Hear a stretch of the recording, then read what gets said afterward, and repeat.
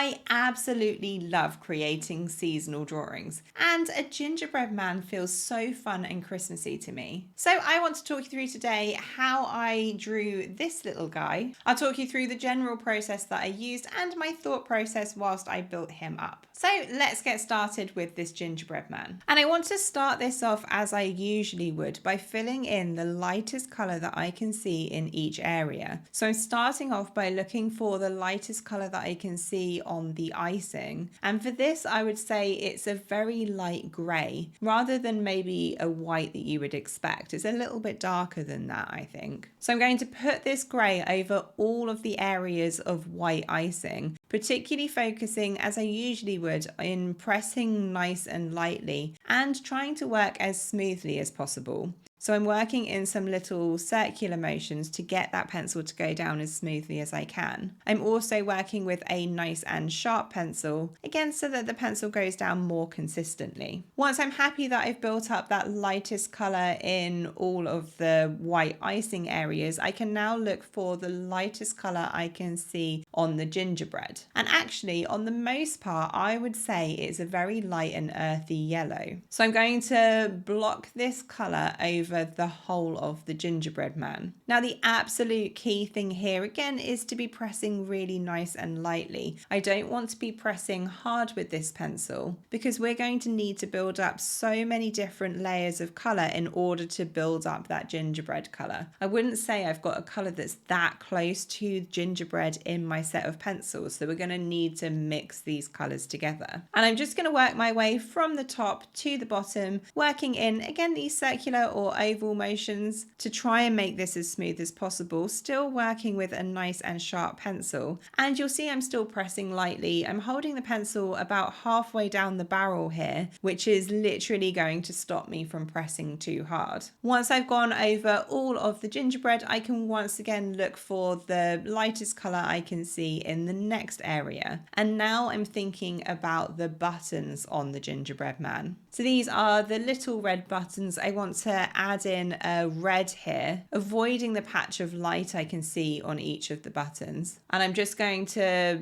lightly block in this colour. I would say this bright red is actually the lightest colour on these buttons, except for that light patch that I'm going to leave. Most of the buttons are a much darker brown, I would say, from the shadows. So when you fill in the lightest colour in each area, it's not necessarily what you would expect to be the lightest colour. It's not necessarily a light colour. I just want to be filling in the lightest colour that I can see in that section. Before we carry on with the drawing, if you want to go through this with me in a lot more detail, I do have a full tutorial available on my website. I have a huge variety of different subject matters, including a large amount of festive drawings. For each and every one of these tutorials, I include really in-depth instructions, and it's helpfully split into different chapters so you can break the drawing down into a few separate sessions. I also include all of the real-time footage in case you want to draw along with me in real time. I include sketch outlines, both a light sketch for you to print directly onto your paper or a heavy sketch that you can use to trace. I include details of all of the specific colours that I'll be using and the reference photo. Some of my drawings are really lovely and simple, I would say, like this gingerbread man, but some are a lot more complicated but have a real wow factor.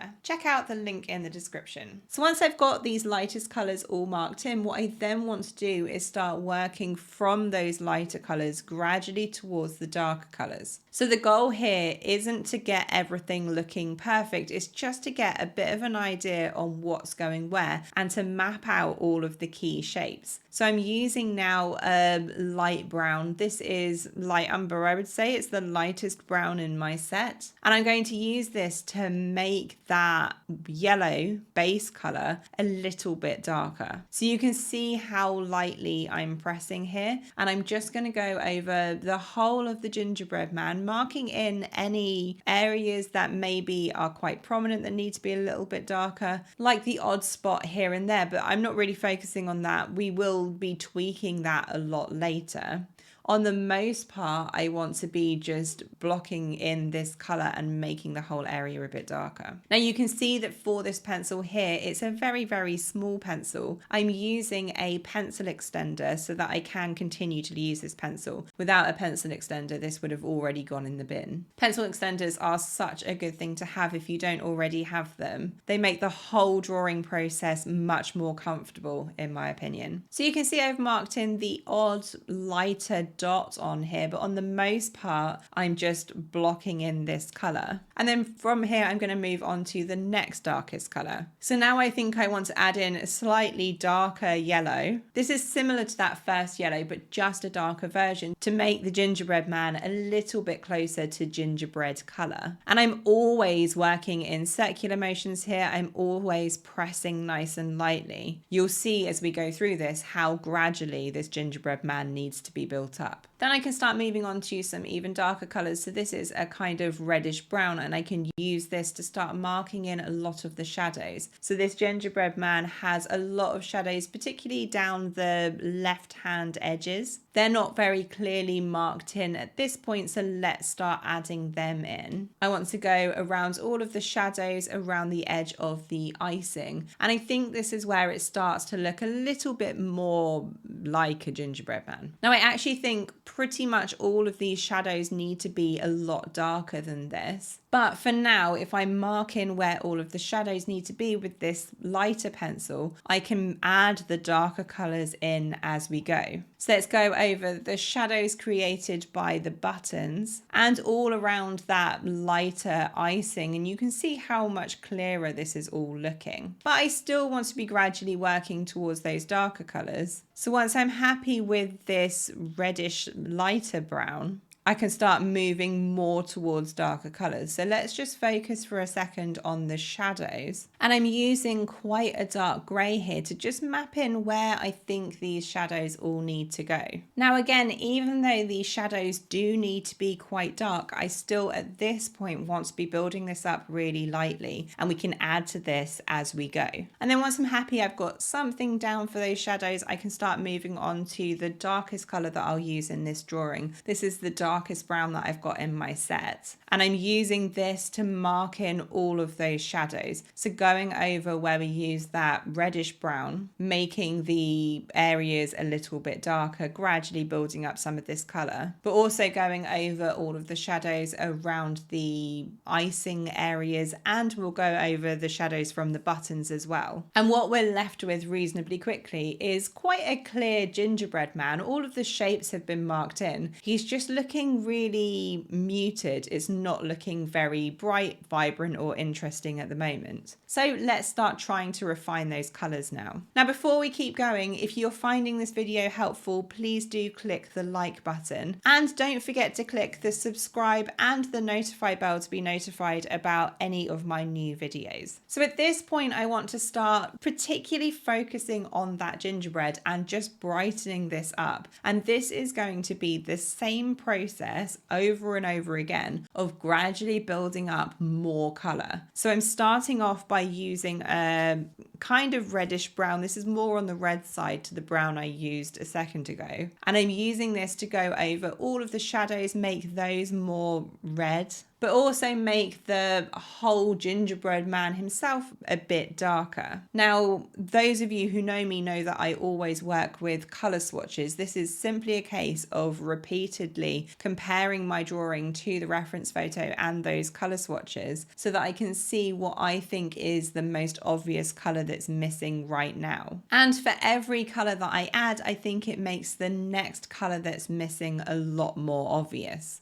So once I've built up a good amount of this color, this kind of reddish brown, I can then see that the gingerbread man needs a lot more yellow. So I'm going to go back to a yellow that I've used before and just adjust this color, make it a lot brighter. You can see throughout this, I'm still working in circular motions, I'm still pressing lightly, and I'm still working with a sharp pencil. And what a huge difference it makes just adding a very small amount of a brighter color over the top.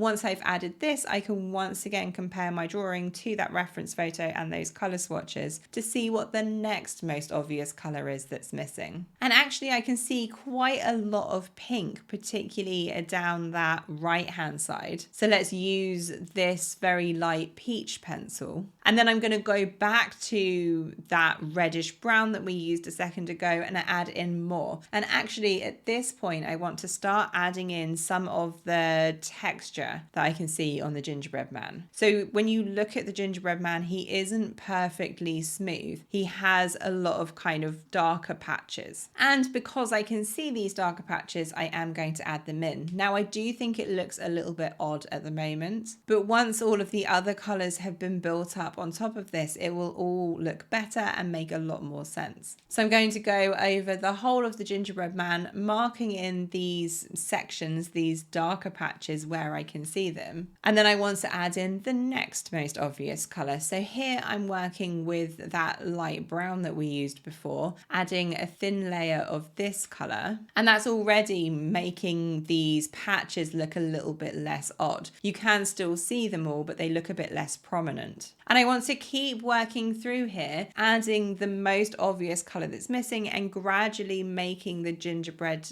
darker until I think it looks a bit of a closer match to that reference. From here, I think it now shows what's missing from the rest of the drawing. Now that gingerbread is looking a closer match, I can see that on the most part, I need to add a lot more contrast, particularly to all of the shadows. So let's just take a minute to focus on the white icing first. They're also looking much too bright, and I'm going to use a few different greys, starting off with the lighter grey that I've already used and using this to mark in all of the lighter and darker patches on each area of icing. So the icing actually has some pretty prominent shadows, I would say. It's not all a really light colour. I can start marking in where I can see those shadows with this light grey before then moving on to a much darker grey to make these shadows more prominent. And the darker the colour that I start adding, the less I need to add because there's not a huge amount of very dark grey on the icing. From here, I want to be brightening up the buttons. They look so light now in comparison to the rest of the drawing. And I'm basically going to work my way through here in the same way that I did for the gingerbread, looking for the most obvious colour that's missing. So as I say, the red buttons are looking too light right now. So let's use that same red to make them a little bit brighter before then taking a minute to focus on the shadows. Again, the shadows are looking so light now, particularly now that the gingerbread is darker. So I want to build up the pencil a lot on these areas, starting with the darker grey and then gradually working towards a lighter grey, gradually building up more of the colour until I use my lightest grey to just kind of blur the edges. And then I would say for the whole rest of this drawing, on the most part, I am focusing on contrast. I'm focusing on getting those darkest values marked in. So using this very dark brown to go over all of the shadows that I've already marked in, but because I've built more colour on top, they're all looking a little bit lost. And as I say, for every colour that I add, I think it makes the next colour that's missing more obvious. So here you'll see I'm using still a dark brown, but a slightly lighter dark brown to just smooth out the edges and make that very dark brown look a bit less harsh, before once again going back to this reddish brown and smoothing out the edges another time. And I'm really just flitting back and forth between these very similar colours until I think that contrast is looking right. From here, the final thing that I want to be doing is finally adjusting that gingerbread and generally smoothing everything out. It all looks a little bit grainy at the moment. So what I'm going to do is use the quite light yellow that I used right at the very beginning of the drawing, and I'm going to go over all of the gingerbread. So here I would say that I'm no longer using a really light pressure. I'm now using a medium to to firm pressure, although I'm not pressing full force. And you can see how this is brightening up the gingerbread that little bit more and also smoothing everything out. And that is the end of the drawing. I do hope that you have enjoyed seeing this gingerbread man build up. The key is to gradually build the colour one at a time so that all of the colours mix together to make quite an individual colour, I would say, of the gingerbread. Now, if you enjoy creating Christmas drawings like I do and you would like to have a look at another one, check out this video here. Merry Christmas, guys, and I'll see you in the next one.